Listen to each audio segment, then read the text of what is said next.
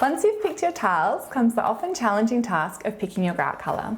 But in this quick video, I'm going to help make that decision a bit easier. The first thing is knowing the type of grout you'll use, as the grout colour options change between grout types. Most likely, it'll be a regular cement-based grout, such as ARDEX FG8, which suits 1 to 8mm tile joints. But increasingly for mosaic tiles, people are using epoxy grouts such as ARDEX WA or EG15, as they're more stain-proof.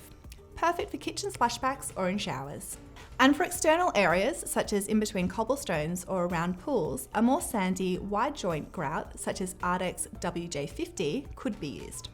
Looking at the colour chart available for the type of grout you'll use, decide if you want your grout colour to contrast or complement. Using a contrasting grout colour, such as a grey grout with a white tile, is a strong design statement that suits a range of styles such as industrial.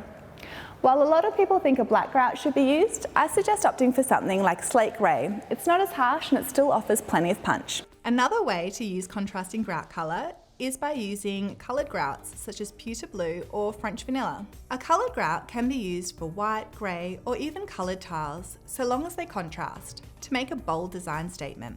This isn't for the faint-hearted, but it is an affordable way to add design edge to a space. Most of the time, people look for grouts that complement their tiles to create a uniform, seamless finish. For example, a soft grey grout to blend in with their grey floor tile. It's best to use a grout colour chart so you can pull out the chips to see how they look against your tile. Generally, you'd match grout as closely as possible to your tile. And remember, it's always better to go one shade under than over.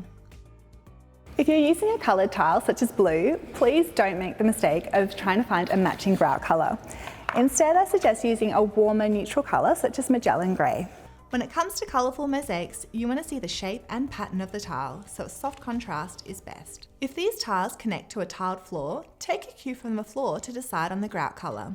Using the blue mosaic tile example, if this connects to a dark grey floor tile, you may look at using a dark grey grout colour to create a stronger connection between the wall and floor. If you'd like to visualise how a particular grout colour would look with your tile, pop onto the ARDEX website and use their Grout Visualiser tool, or ask to use the grout colour chart at your local ARDEX stockist. One of the most common questions I get about grout is whether or not it'll become mouldy or discolour, and I find a lot of people are changing their tile choices to avoid issues with grout. But instead, I suggest changing the grout you use and opting for a higher quality grout. While it's true that low quality grouts can be difficult to keep clean, there are high quality grouts available that don't have these issues,